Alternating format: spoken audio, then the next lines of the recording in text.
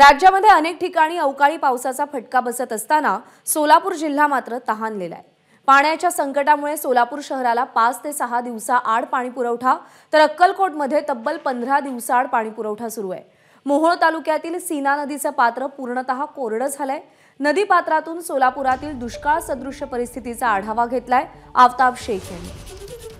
राज्यात अनेक ठिकाणी अवकाळीचा फटका सध्या बसताना पाहायला मिळतोय, मात्र सोलापूर जिल्हा पाण्यामुळे तहानलेला आपल्याला पाहायला मिळतोय।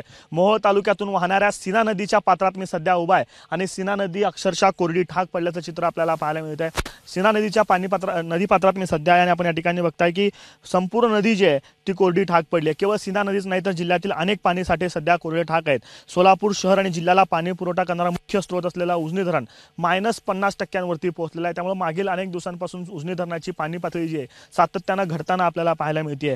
पिण्याच्या पाण्याचा प्रश्न जो आहे तो मागच्या काही दिवसांपासून गंभीर बनलेला आहे। पाणी टंचाईची जी तीव्रता आपण लक्षात घेतली तर जिल्ह्यातल्या 137 गावांमध्ये 167 टँकरद्वारे सध्या पाणी पुरवठा सुरू आहे। 923 वाड्यां वस्त्यांवरती जे आहे ते पाणी पुरवठा प्रशासनातर्फे टँकरद्वारा केला जातो। ज्यामुळे 3,76,000 गावकरी जे आहेत या पाण्या टंचाईला सामोरं जावं लागतं।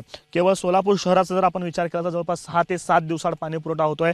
तर जिल्ह्यातले अन्य जे भाग आहेत त्यांचा आपण जर विचार केला तर अक्कलकोट शहर सारख्या भागामध्ये जवळपास 15 दिवसाला पाणी पुरवठा आहे। म्हणजे महिन्यात केवळ 2 दिवसाला पाणी पिण्यासाठी जे आहे ते प्रशासनाच्या वतीनं सोडलं जातं। त्यामुळे मे महिन्याच्या या मध्यंतरीच्या काळामध्ये देखील सगळ्या ग्रामस्थांना असेल सोलापूर जिल्ह्यातील नागरिकांना जे आहे तो पाणी टंचाईला सामोरं जावं लागतंय।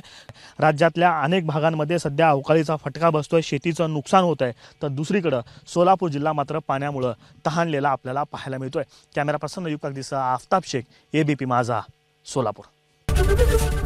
एबीपी माझा, उघडा डोळे बघा नीट।